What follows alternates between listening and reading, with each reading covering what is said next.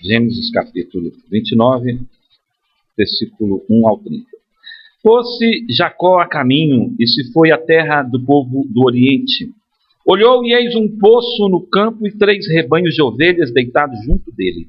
Porque daquele poço davam de beber aos rebanhos, e havia grande pedra que tapava a boca do poço. Ajuntavam-se ali todos os rebanhos, os pastores removiam a pedra da boca do poço, davam de beber às ovelhas e tornavam a colocá-la no seu devido lugar. Perguntou-lhe Jacó: meus irmãos, de onde sois? Responderam: somos de Harã. Perguntou-lhes: conheceis a Labão, filho de Naor? Responderam: conhecemos. Ele está bom? Perguntou ainda Jacó. Responderam: está bom. Raquel, sua filha, vem vindo aí com as ovelhas. Então lhes disse: é ainda pleno dia, não é tempo de se recolherem os rebanhos. Dai de beber às ovelhas e ide apacentá-las. Não o podemos, responderam eles, enquanto não se ajuntarem todos os rebanhos e seja removido a pedra da boca do poço e lhe demos de beber. Falava-lhes ainda quando chegou Raquel com as ovelhas de seu pai, porque era pastora. Tendo visto Jacó a Raquel, filha de Labão, irmão de sua mãe, as ovelhas de Labão, chegou-se, removeu a pedra da boca do poço e deu de beber ao rebanho de Labão, irmão de sua mãe. Feito isso, Jacó beijou a Raquel e, erguendo a voz, chorou. Então contou Jacó a Raquel que ele era parente de seu pai, pois era filho de Rebeca. Ela correu e o comunicou a seu pai. Tendo Labão ouvido as novas de Jacó, filho de sua irmã, correu-lhe ao encontro, abraçou-o, beijou-o e o levou para casa e contou Jacó a Labão os acontecimentos de sua viagem. Disse-lhe Labão: de fato és meu osso e minha carne. E Jacó, pelo espaço de 1 mês, permaneceu com ele. Depois disse Labão a Jacó: acaso por seres meu parente irá servir-me de graça? Dize-me, qual será o teu salário? Ora, Labão tinha 2 filhas, Lia, a mais velha, e Raquel, a mais moça. Lia tinha os olhos baços, porém Raquel era formosa de porte e de semblante. Jacó amava Raquel e disse: 7 anos te servirei por tua filha mais moça, Raquel. Respondeu-lhe Labão: melhor é que eu dê, em vez de dá-la a outro homem. Fica, pois, comigo. Assim, por amor a Raquel, serviu Jacó 7 anos, e estes lhes pareceram como poucos dias, pelo muito que a amava. Disse Jacó a Labão: dá-me a minha mulher, pois já venceu o prazo para que me case com ela. Reuniu, pois, Labão todos os homens do lugar e deu um banquete. À noite conduziu a Lia, sua filha, e a entregou a Jacó, e coabitaram. Para a serva de Lia, sua filha, deu Labão Zilpa, sua serva. Ao amanhecer, viu que era Lia, por isso disse Jacó a Labão: que é isso que fizeste? Não te servi eu por amor de Raquel? Por que, pois, me enganaste? Respondeu Labão: não se faz assim em nossa terra, dar-se a mais nova antes da primogênita. Decorrida a semana desta, dar-te-amos também a outra pelo trabalho de mais 7 anos, que ainda me servirás. Concordou Jacó, e se passou a semana desta. Então Labão lhe deu por mulher Raquel, sua filha. Para a serva de Raquel, sua filha, deu Labão a sua serva Bila. E coabitaram, mas Jacó amava mais a Raquel do que a Lia, e continuou servindo a Labão por outros 7 anos. Meus irmãos, em nosso último sermão, nós analisamos aqui semana passada o capítulo 28 de Gênesis, onde nós vimos que Deus entrou na vida de Jacó através de um encontro transformador. Este encontro ocorreu em Betel, que significa casa de Deus, cidade antiga chamada Luz, que ficava no caminho da jornada de Jacó. Onde Jacó teve uma visão celestial e responde a esta visão com um voto de se tornar servo de Deus, do Deus de seus pais, do Deus de Abraão, do Deus de Isaque. Hoje nós caminhamos mais um pouquinho nesta jornada com Jacó, mais um capítulo de Gênesis. E ao virarmos esta página da Bíblia, então no capítulo 29, nos deparamos com Jacó chegando até a cidade de Harã, cidade primitiva ali onde residiam a parentela de Abraão, de Isaque, o irmão de Rebeca, Labão. Era o final do destino inicial da jornada de Jacó, cujo propósito original era conseguir ali naquela terra uma mulher que lhe servisse como esposa e ao mesmo tempo passasse ali um período de tempo suficiente, talvez, para que a ira de seu irmão Esaú fosse aplacada com o tempo e assim pudesse ele sonhar em retornar novamente à casa dos seus pais. Acontece que quando nós reparamos nesse relato, e nós voltamos atrás alguns capítulos do livro de Gênesis, e vimos também uma história muito parecida, onde o servo de Abraão é enviado a essa mesma terra, muitos anos antes, para escolher ali uma mulher que também servisse de esposa para Isaque, pai de Jacó. A gente encontra aqui alguma similaridade e ao mesmo tempo um contraste entre os dois eventos que parecem estar muito juntos, arraigados.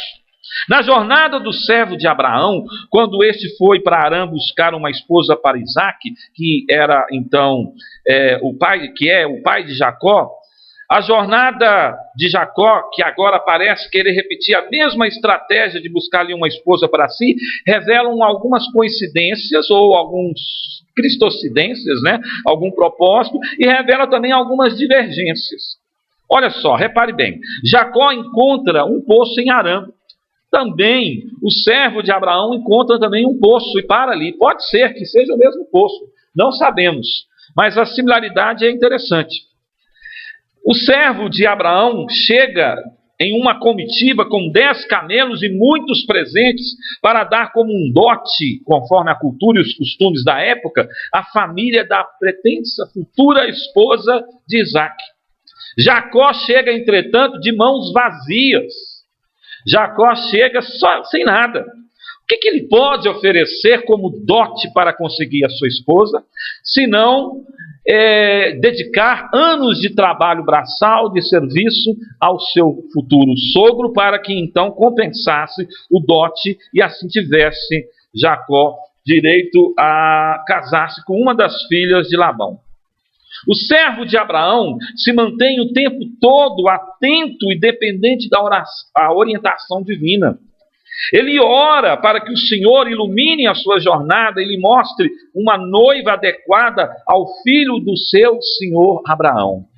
Se você lembrar da história, o servo de Abraão o tempo todo demonstra com clareza sinais, evidências que ele estava totalmente dependente da orientação divina. Ele ora, ele pede a Deus um sinal, ele pede a Deus que lhe mostre quem seria a futura esposa do filho do seu senhor Abraão, a esposa de Isaque. Jacó, em momento algum, ora, pelo menos a narrativa bíblica nos mostra isso, conforme o texto sagrado. Parece, meus irmãos, que ele ainda confia no seu esforço humano para conquistar os seus objetivos. O servo de Abraão, entretanto, escolhe segundo a escolha de Deus. Ele pede para que Deus escolha uma mulher para Isaque, priorizando então o caráter desta pretendente, a sua linhagem e a sua origem, apesar de que Rebeca também era uma mulher muito bela, conforme a narrativa do texto. Jacó, entretanto, só tem olhos, em princípio, para a formosura de Raquel. Ele nem a conhece direito, ele não sabe nada do seu caráter, mas ao ver aquela moça, ele fica extremamente deslumbrado e apaixonado por aquilo que ele vê. O que ele ainda não sabia, meus irmãos, e iria aprender durante cerca de 20 anos depois desse acontecimento, é que o amor não é tudo aquilo que alguém precisa para encontrar a felicidade. O amor não é tudo aquilo que alguém precisa para encontrar a felicidade. Isso podia ser muito bem o tema da nossa mensagem desta noite. Jacó é um homem ansioso. Ele foge de sua família, da proteção do aconchego de sua mãe, para escapar da morte, da perseguição do seu irmão. Ele encontra então lá em Harã seu tio Labão, um homem extremamente ganancioso, um homem tão trapaceiro e espertalhão como era Jacó. Jacó trapaceou ao roubar ou adquirir de uma forma não ética o direito da primogenitura do seu irmão, e mais tarde trapaceou ao se fazer passar por esse e roubar então a bênção de seu pai. Jacó era dado a estratégias. Se ele fosse brasileiro, a gente ia dizer assim: Jacó é o tipo brasileiro, aquele do jeitinho brasileiro. Ele gosta de levar vantagem em tudo. E Labão, né, a genética aí, Labão, tio de Jacó, também era um homem muito perspicaz nesse sentido. Ele observava, as coisas materiais vinham em primeiro lugar. Labão, ainda quando jovem, quando ele vê aquela comitiva dos 10 camelos, com aqueles tesouros e presentes, e com toda aquela pompa e circunstância do servo de Abraão que se apresenta, o olhar dele brilha, no brilho do materialismo. Ele vê ali a possibilidade de lucro fácil. Agora, anos se passaram, Labão continua o mesmo. Ele vê Jacó, e quando ele percebe a fraqueza de Jacó por Raquel, que Jacó está, parece que envenenado. Ele não está apaixonado, não é amor, mas é um veneno, uma paixão incontrolável, uma obsessão. Está totalmente obcecado em conseguir Raquel como esposa. Labão, então, ele aproveita desta situação. Ele, então, o texto, se nós voltarmos aqui no versículo 16 e 20, diz assim: ora, Labão tinha 2 filhas. O nome da mais velha era Lia, e a da mais nova, Raquel. Lia tinha os olhos, segundo a versão aqui, NVI, meigos ou baços, embaçados. Alguns acham que ela era estrábica, mas não há nenhum indício que comprove isso. Provavelmente ela não era uma moça tão atrativa e bela como era sua irmã Raquel. Raquel era mais bonita, com certeza, e o texto diz isso, e era atraente.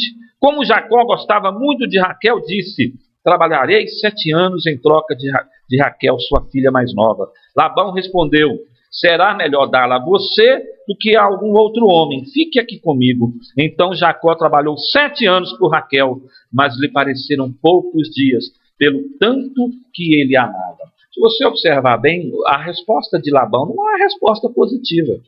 É uma resposta evasiva. Ele diz assim: é melhor dar a você do que dar a outro. Mas ele não disse sim. Não, ele não firmou nenhum contrato aqui, de honra nem verbal. É melhor dar a você do que dar a outra. Mas aquilo para Jacó foi como se fosse um sim. E a partir daquele momento, ele então se pôs a trabalhar de dia após dia, e aqueles 7 anos passaram muito rápido, dado a ansiedade e a obsessividade de Jacó em conquistar Raquel como esposa. O texto hebraico, meus irmãos, diz aqui literalmente que Raquel era atraente e que, além disso, ela era bonita. Jacó estava mais que apaixonado por ela. Segundo Robert Alter, um grande estudioso da literatura hebraica, ele aponta no texto muitos sinais que mostram quão apaixonado e extasiado Jacó estava por Raquel. Primeira coisa que ele destaca, que Jacó ofereceu 7 anos de trabalho por ela, o que era, de acordo com as medidas monetárias da época, uma fortuna por uma noiva. E estes lhe pareceram como poucos dias, pelo muito que amava. Ou seja, ele paga um dote muito mais elevado do que o costume da cultura da época. Ele nem se importa, porque ele quer é conseguir o objetivo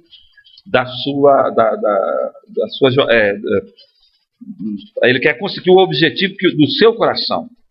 Parece que ele fez um parcelamento de 7 anos, um financiamento para obter uma noiva. Às vezes não é verdade que, quando nós estamos tão obsessivos por conseguir alguma coisa, para nós o que importa não é nem tanto o valor, nem os anos que vão levar para que esse valor seja pago, mas é ter aquilo em mãos. Nós vivemos num mundo materialista, consumista, que cada vez mais a gente precisa estar à frente, porque as coisas vão ficando ultrapassadas e parece que as coisas que nós temos não servem mais. Então surge uma tecnologia nova, logo nós queremos aquilo nas nossas mãos. É por isso que a Casas Bahia, ela explodiu de tanto crescer, porque eles descobriram um marketing comercial muito forte. Eles oferecem um bem de consumo e eles não falam o valor final, eles falam o valor da prestação. Isso cabe no meu bolso. A pessoa não vê quanto tempo que ela vai pagar, 36, 24. Hoje você vai comprar um carro, o que às vezes atrai o comprador não é o todo do financiamento, mas é o valor da prestação. Isso cabe no meu orçamento. Então se financia em 60, 72 vezes e vão aumentando os prazos e você paga, o carro deprecia, quando você está terminando de pagar você já não tem nem mais carro. Acontece que parece que para a Jacó, aqueles 7 anos então não representava nada diante da obsessão que ele tinha em ter aquela mulher como esposa. Uma outra coisa que a gente pode notar aqui, claramente que parece muito indicativo de que algo anormal está acontecendo, é que depois de vencido este prazo, ele chega diante do seu sogro, no versículo 21, e fala: dá-me minha mulher, pois já venceu o prazo para que me case com ela. Em outra tradução, seria a mesma coisa do que ele dissesse para Labão: eu quero a minha mulher para que eu possa ter relações sexuais com ela imediatamente. Ora, meus irmãos, esta frase é incomumente crua, gráfica e sexual pelos padrões do discurso antigo. Imagine-se dizendo para um pai, mesmo nos dias de hoje: eu não posso esperar mais para fazer sexo com a sua filha, eu quero ela agora. É mais ou menos só isso que Jacó falou com Labão, tanto que a paixão inflamava o seu coração. E o narrador então está nos mostrando aqui um homem que está esmagado pelo desejo emocional e sexual por uma mulher. Por quê? Porque a vida de Jacó era vazia. Ah, pastor, mas o seu domingo passado, o senhor nos contou uma história tão bonita aqui, falou do encontro transformador que Jacó teve com Deus. Gente, Jacó realmente teve um encontro transformador, mas ele ainda não é um homem transformado completamente. Apenas iniciou o processo de sua transformação. Ele ainda vai errar, ele ainda vai cometer equívocos, ele ainda é um homem que não conseguiu ainda ser dirigido pelo Espírito de Deus, mas ele segue os instintos e os apetites da sua carne. Jacó não está pensando aqui de uma forma sensata, coerente, ele não está se colocando dependente da mão de Deus, ele não está confiando nas promessas, mas ele está obstinado em conseguir dar à sua carne satisfação. Ele olhou para aquela mulher, a Miss Arã, que era a Raquel, e falou assim: é essa, não é outra, tem que ser essa. E eu, custe o que custar, terei esta mulher para mim. Então, ele, nesse momento, o que está acontecendo no coração de Jacó? Um ídolo está se formando. Um ídolo está se formando. A experiência que ele teve um mês atrás, provavelmente a jornada dele durou um mês de viagem. Um mês atrás, lá em Harã, aquela experiência está sendo substituída por um ídolo. Aí você pode pensar: mas como pode isso acontecer? Olha, meus irmãos, você pode estar aqui nessa noite ouvindo essa mensagem e sendo impactado por Deus, e amanhã você pode esquecer dela completamente e voltar a uma vida desregrada e completamente descompromissada com Deus. A luta com Deus é diária. Trazer Deus à nossa memória é diária. Nosso pacto com Deus tem que ser revitalizado diariamente. Porque é muito fácil nós esquecermos do bem que Deus nos faz diante das tentações e diante das oportunidades que este mundo está oferecendo. Por isso que nossa juventude cada vez mais tem trocado as mãos pelos pés. Eu falo juventude, mas é para todos nós. Mas principalmente a juventude, quando está muito ansiosa pelo casamento, por constituir família, por arrumar um marido, por arrumar uma esposa, tem tomado decisões precipitadas sem consultar, sem buscar a direção divina, sem orar, sem esperar no Senhor, sem fazer como o servo de Abraão. Fazem como Jacó. Depois pagam um preço altíssimo. Não colocam em conta. Mas depois amargam um preço alto, no qual Se pensassem bem, será que valeria tanto a pena assim? Quem sabe Deus não daria Raquel a Jacó de qualquer jeito, de qualquer forma, se ele confiasse nela e no Senhor. Não precisaria ele ter barganhado e atropelado a soberania de Deus ou a vontade de Deus. Jacó era o escolhido, o eleito. Deus prometeu: vou estar contigo. Bastava ele confiar. Mas muitas vezes nós somos traídos pela nossa ansiedade, que quer o hoje, o agora, o imediato. Nós somos assim. A nossa natureza humana caída nos leva a esse tipo de reações. Jacó, então, meus irmãos, era um homem incomum em sua época. Historiadores da cultura nos dizem que em tempos antigos as pessoas geralmente não se casavam por amor, e sim por status. Casavam para constituir clãs, para fazerem pacto entre famílias. No entanto, a atitude de Jacó não seria rara hoje. Um escritor chamado Ernest Becker, que ganhou o prêmio pelo seu livro A Negação da Morte, um prêmio de literatura, ele explicou as várias formas pelas quais as pessoas sem religião lidaram com a perda da crença em Deus. Agora que acreditamos estar aqui por acidente e não ter sido feitos para a realização de um propósito, pode pensar uma pessoa sem religião. Como nós fazemos para instilar um senso de significado em nossa vida? Uma das principais formas é o que Becker chamou de romance apocalíptico. Nós nos voltamos para o sexo e o romance para que nos devolvam a transcendência e o senso de significado que nós costumávamos extrair da fé em Deus. Interessante. Hoje nós temos percebido isso, a casualidade dos encontros. As pessoas hoje não têm mais compromisso de namorar. A juventude hoje o negócio é ficar. E por detrás disso, meus irmãos, há uma carência afetiva muito grande. Há uma necessidade de buscar um significado para o indivíduo. E esse significado, equivocadamente, tem sido buscado nos prazeres, tanto na área sexual como na área romântica. Se eu for amado, eu serei feliz. Se eu for correspondido nesse amor, eu serei uma pessoa extremamente realizada.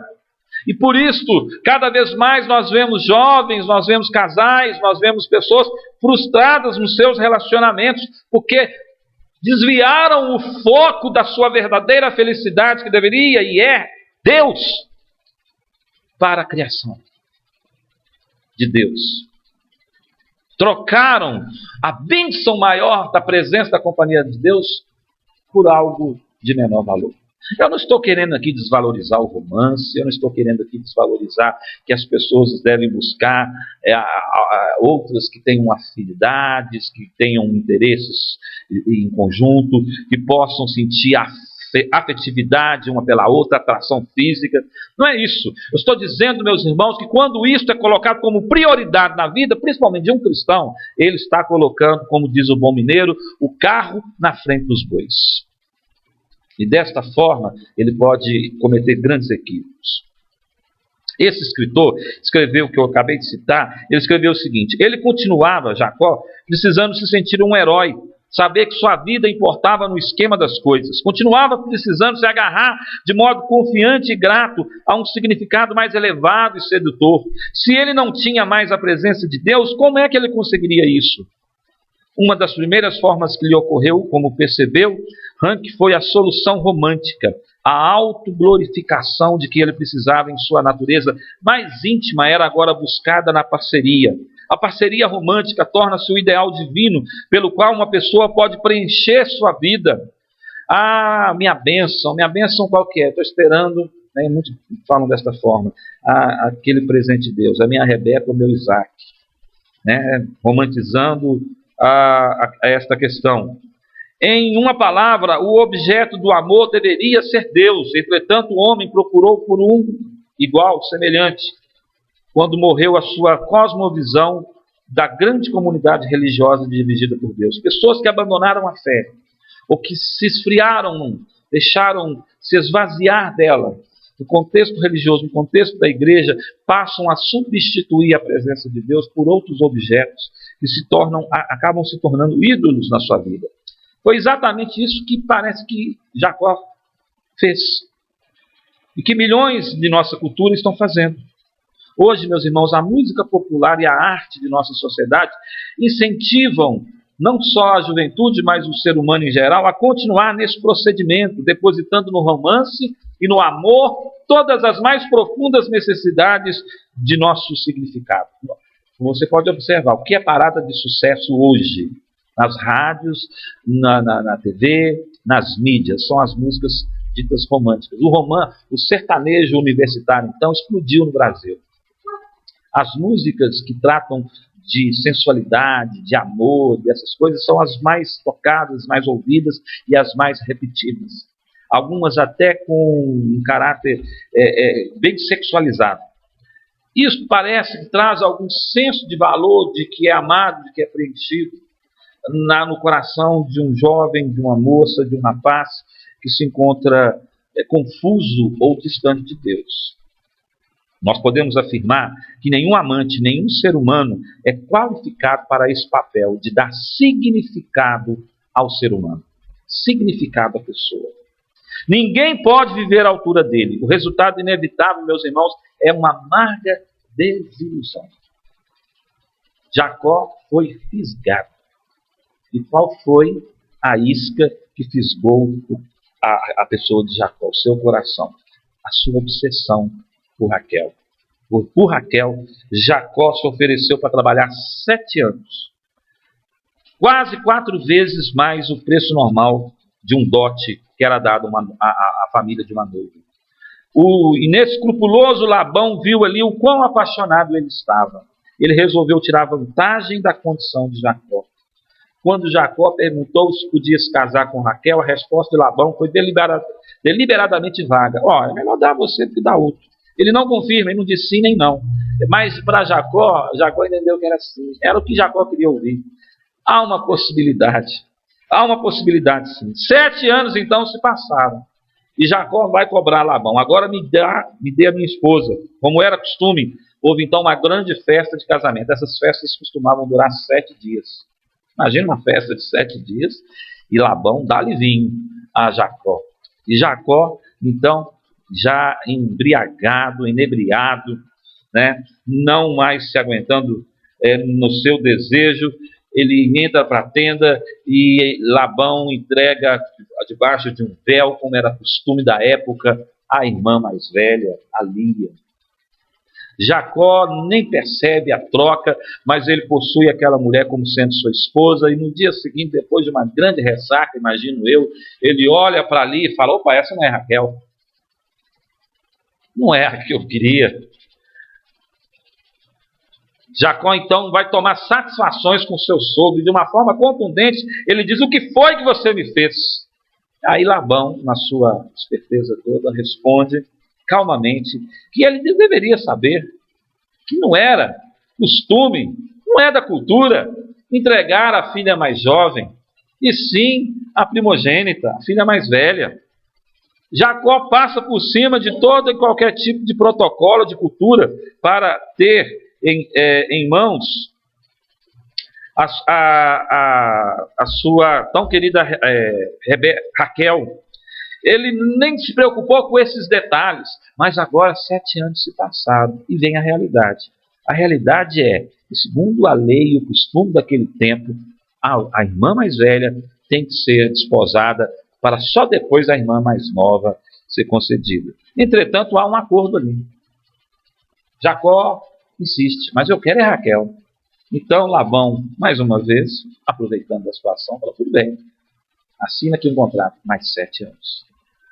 Passada a semana da lua de mel, da semana dos noivos, então Raquel é entregue, e Jacó agora tem não só a Raquel, mas ele carrega Lia, 2 esposas. E como essas 2 esposas, mais 2 servas. Meus irmãos, a vida de Jacó, a partir de então, vira uma confusão só. Porque começa a disputa dentro do lar pela atenção do marido. Jacó, seu coração, os seus olhos são somente para Raquel. Mas Lia, o que tem Lia a ver com isso? Lia se torna vítima. Lia passa de uma moça que é desprezada pelo próprio pai, que quer se desvencilhar dela, agora a uma esposa que é rejeitada pelo próprio marido. Entretanto, é de Lia que vai nascer os primeiros filhos de Jacó. É de Lia que vai nascer o filho que é dado o nome de Judá. É de Judá que virá Davi. E é de Davi que virá Jesus. Mas isso é tema para uma próxima mensagem. Eu vou falar especificamente sobre Lia. Hoje nós queremos aplicar essa mensagem desta devastação da idolatria, do ídolo que Jacó cria dentro do seu coração. Às vezes você acha assim, mas crente idólatra existe? Existe. Se nós formos investigar o nosso coração, nós vamos descobrir vários ídolos que precisam ser depostos do altar do nosso coração. Pode ser um filho, pode ser uma filha, pode ser o cônjuge, pode ser o nosso emprego, pode ser o status que nós temos, pode ser os títulos que nós carregamos, pode ser até um animal de estimação, pode ser uma variedade de coisas. Eu não quero apontar aqui, você faça uma investigação individual, pessoal. Você certamente, como eu, vai descobrir que existe algum ídolo, talvez, no seu coração, que ainda não foi deposto deste altar.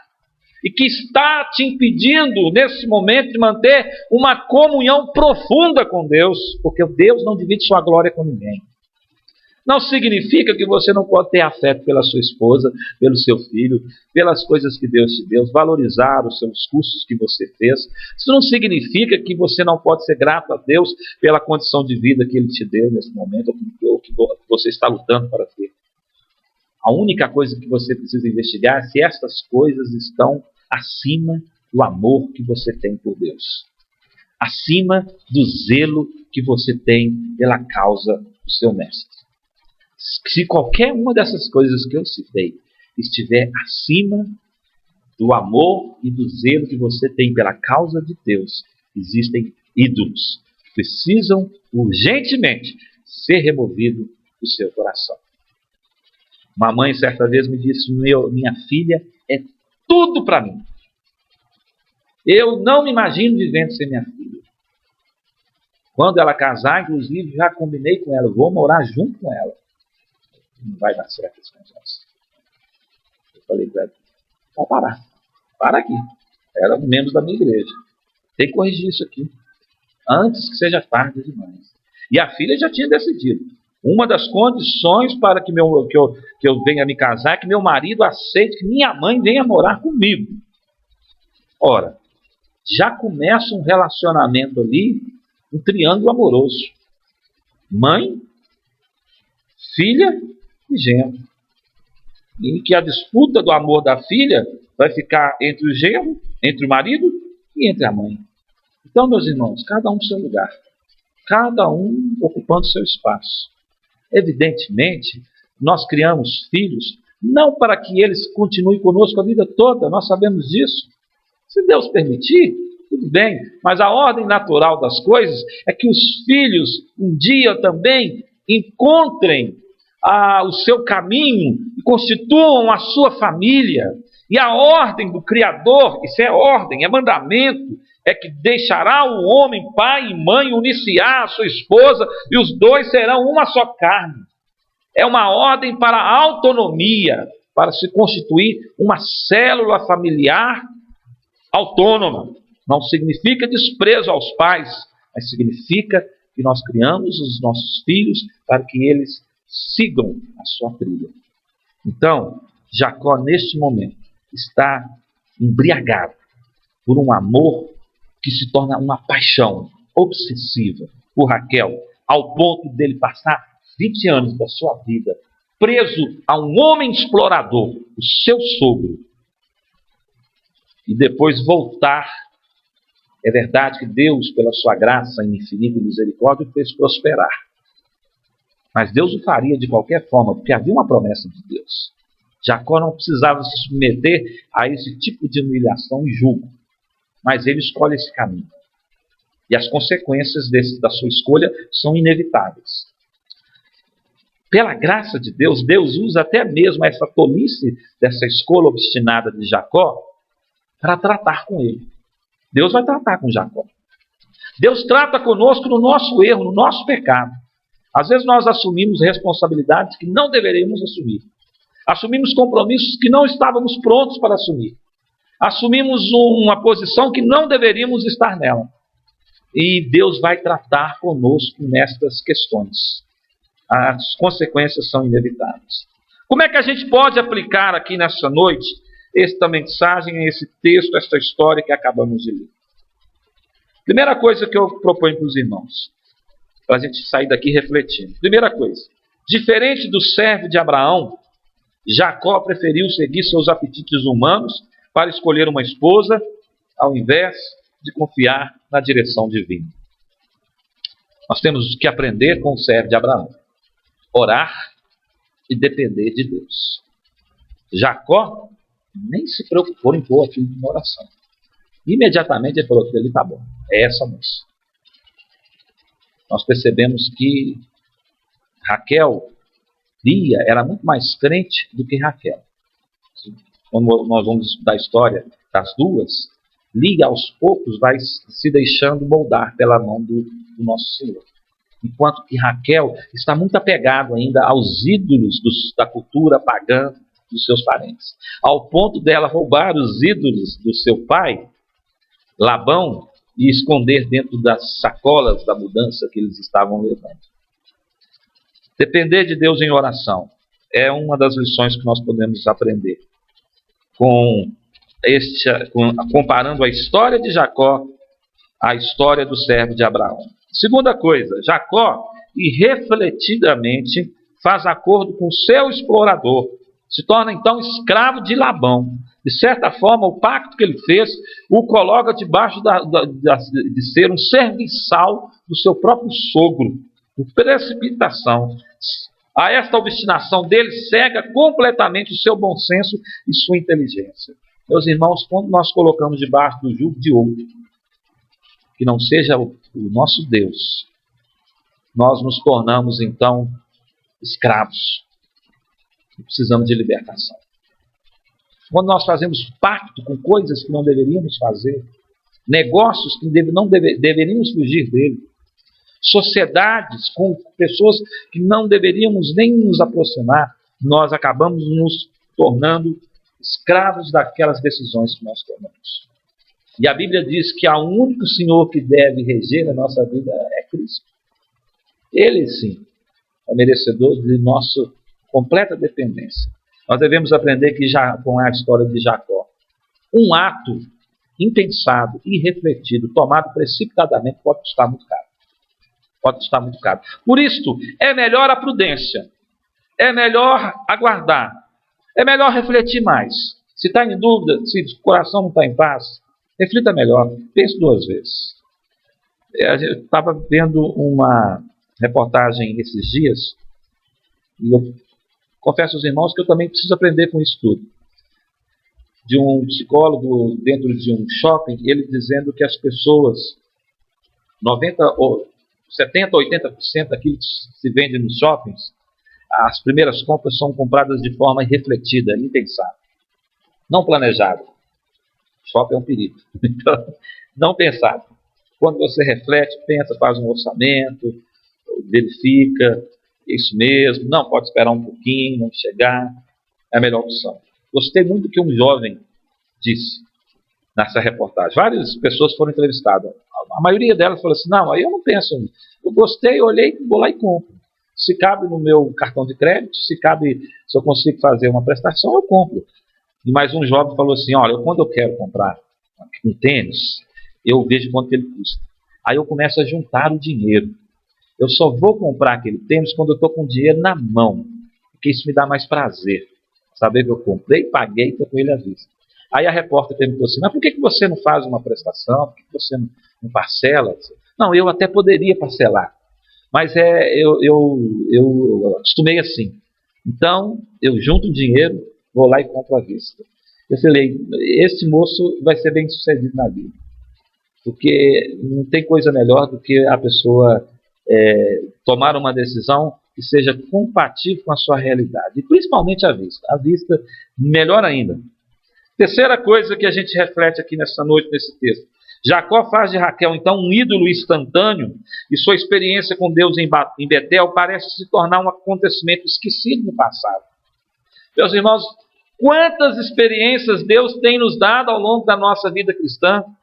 Quantas vezes Deus tem se mostrado um Deus presente na nossa vida, nos dando livramento, nos dando bênçãos, nos dando a certeza da sua doce companhia. E muitas das vezes esses eventos que deveriam ser valorizados e deveriam trazer sempre vivos à nossa memória, eles são como que desvalorizados e vão se desbotando à medida que nós não valorizamos essas coisas em detrimento àquilo que começa a ocupar espaço dentro do nosso coração.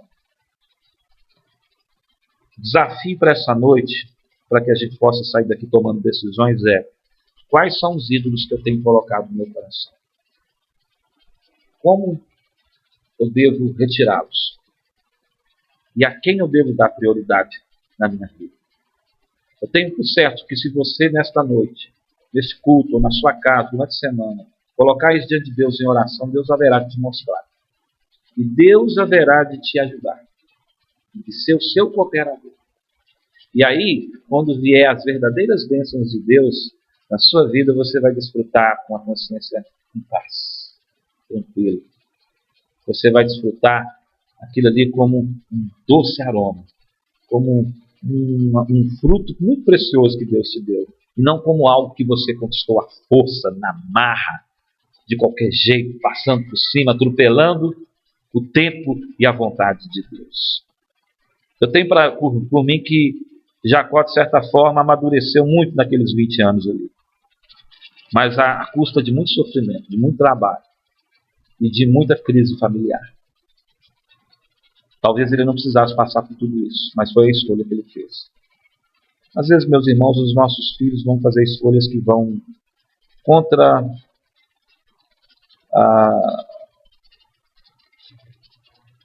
o interesse do nosso coração, que é o bem deles. E nós devemos orar para que Deus os livre de uma jornada tão pesada como foi a jornada de Jacó.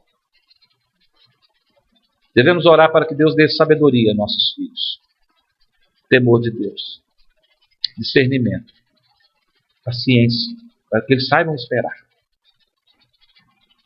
Custe o tempo que custar, que quando vier a bênção de Deus na vida deles, será uma alegria para toda a família, e não um desgosto, uma tristeza, como acontece em muitos casos. Deus tenha misericórdia de nós, que o Senhor nos abençoe. Vamos orar, meus irmãos.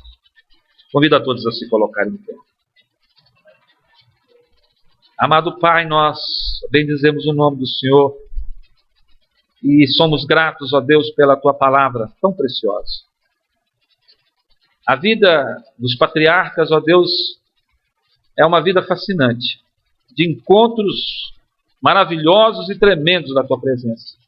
Mas, ao mesmo tempo, é uma vida de contradições, porque nós vemos ali falhas humanas ocorrendo desde Abraão até Jacó, até os irmãos de José.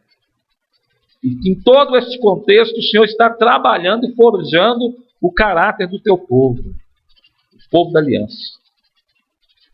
Este povo que haverá ainda de errar no futuro, que deverá ser e vai ser disciplinado nos exílios, tanto no Egito, como na Síria, como na Babilônia. Mas o Senhor está preparando um povo. E a igreja de hoje não é tão diferente desse povo do passado. Porque a igreja de hoje, ó Deus, tem também andado por caminhos muitas vezes tortuosos, não aplainados. Caminhos que não são os caminhos do Senhor. E nós aqui nesta igreja local, Senhor, nós te pedimos e imploramos nessa noite, tem misericórdia de nós, Senhor. Não deixe que nós também sejamos tomados pela precipitação, pelos votos irrefletidos, pelos compromissos inadequados, e que a nossa família, ó Deus, seja sustentada pela graça de Cristo, e que nós possamos, ó Deus, deixar que o Senhor escolha para os nossos filhos os melhores cônjuges, os melhores companheiros e companheiras. Que o Senhor possa escolher para nós também as melhores decisões tanto no âmbito do seio familiar, como na vida profissional, como na vida devocional, na vida religiosa. E assim, ó Deus, descansando na tua vontade, que é boa, agradável e perfeita, nós haveremos de pecar menos, de errar menos, de ter menos conflitos, de ter mais momentos de alegria, prazer, desfrutando, ó Deus, da direção firme, segura, confortadora, encorajadora do teu Espírito Santo. Que esta bênção venha sobre nós nessa noite, nós te rogamos, Pai bendito, no nome de Jesus. Meus irmãos, que a graça e a paz de nosso Senhor e Salvador Jesus Cristo, que o amor de Deus, o nosso Pai, que as doces e eternas consolações do Espírito Santo repousem sobre vós e sobre vós permaneça hoje e para todo sempre. Amém. Amém. Graças a Deus. Podemos